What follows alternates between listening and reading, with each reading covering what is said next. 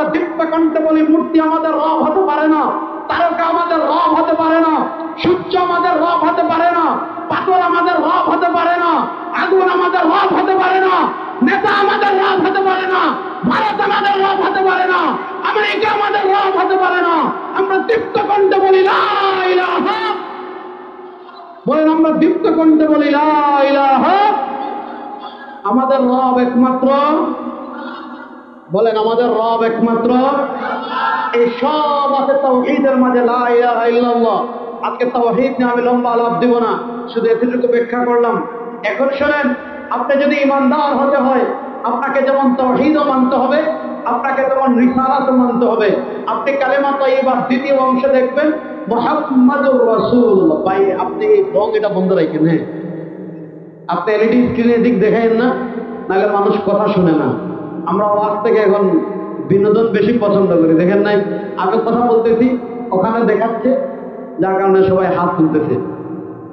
কথা শোনেন, আপনাদেরকে তো দেখছেন, আপনার চেহারা যদি বিয়ে শাদী করে ফেলেন তাহলে আপনার চেহারা আর কাউকে দেখানোর দরকার নাই। আর যদি বিয়ে শাদী না করেন, আল্লাহ আপনার তাকদীরে যাকে লিখে রেখেছে তাকে পাবেন। সুতরাং আপনার চেহারা সুন্দর নাকি কালো নাকি ভালো, এটা আপনার বাসায় কি আছে, আয়না আছে, ওখানে দেখবেন, এখানে দেখার দরকার নাই। আমার সাথে শেষ পর্যন্ত থাকবেন তো ইনশাআল্লাহ? যুবকের কথা বলে না, থাকবেন তো ইনশাআল্লাহ? তাহলে কালেমা তাইয়্যিবার প্রথম পাঠ তাওহীদ, দ্বিতীয় পাঠ রিসালাত, মুহাম্মাদুর, বলেন না মুহাম্মাদুর। এখন কেউ যদি ঈমানদার হতে হয়, তাকে তাওহীদও মানতে হবে, তাকে রিসালাতও মানতে হবে। কেউ যদি ঈমানদার হতে হয়, তাকে কালেমা তাইয়্যিবার প্রথম পাঠ লা ইলাহা ইল্লাল্লাহ মানতে হবে, তাকে কালেমা তাইয়্যিবার দ্বিতীয় পাঠ মুহাম্মাদুর রাসূলুল্লাহ মানতে হবে। এবার আপনারা প্রশ্নের জবাব দেন। কেউ বলল আমি আল্লাহকে মানি, কেউ বলল আমি জান্নাতও মানি, কেউ বলল আমি জাহান্নামও মানি, কেউ বলল আমি ফেরেশতাও মানি, কেউ বলল আমি আরশও মানি, কেউ বলল আমি লৌহ মানি, কেউ বলল আমি কুরসি মানি, কেউ বলল আমি আসমানি কিতাব মানি, কেউ বলল আমি কবরের আযাব মানি, কেউ বলল আমি পুলসিরাত মানি, মিজান মানি। জরুরিয়াতে দ্বীন ইসলামের অকাট্য যতগুলো বিধান আছে সব বিধান মানি, শুধু কালেমা তাইয়্যিবার দ্বিতীয় অংশ মুহাম্মাদুর রাসূলুল্লাহ এটা মানি না। সে মুসলমান না কাফের? যারা বলেন সে মুসলমান না কাফের? আপনাকে যেমন লা ইলাহা ইল্লাল্লাহ মানতে হবে, তেমন মুহাম্মাদুর রাসূলুল্লাহ মানতে হবে। আপনি শুধু মুহাম্মাদুর রাসূলুল্লাহ মানলেই হবে না। আল্লাহ তাআলা কোরআনে তার হাবিবের পরিচয় তুলে ধরতে বলেছেন, মা কানা মুহাম্মাদুন আবা আহাদিম মিন রিজালিকুম ওয়ালাকিন রাসূলুল্লাহি ওয়া খাতামান নাবিয়্যিন। আমার নবীকে নবী মানতে হবে, আমার নবীকে শেষ নবী মানতে হবে। কেউ যদি আমার নবীকে নবী না মানে সেও কাফের, কেউ যদি আমার নবীকে শেষ নবী না মানে সেও কাফের। আমাদের ভারত উপমহাদেশে এক বেটি ছিল, মহিলা, তার নাম চেরাগ বিবি। বলেন তার নাম কি? সবাই বলেন, যুবকরা বলেন তার নাম কি?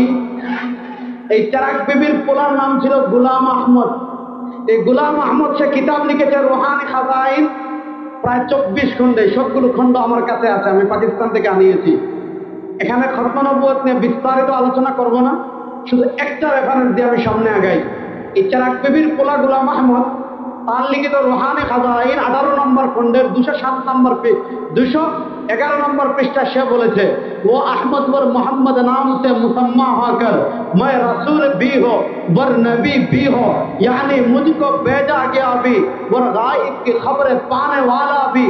চেরাগ বিবির পোলা বলেছে, তোমাদের নবী আহমদ মোহাম্মদ ঠিক আছে, তিনি আহমদ এবং মোহাম্মদ হওয়ার পর চেরাগ বিবির পোলা গোলাম আহমদ বলে, मैं रसूल भी हो, আমি রসুল वर नबी भी हो, আমি নবীও, यानी मुझको भेजा गया भी। চেরাগ বিবির পোলায় বলে আমাকে প্রেরণ করা হয়েছে, বলে গায়েব কি খবরে পানে ওয়ালা भी, আমি গায়েবের খবরের পাই।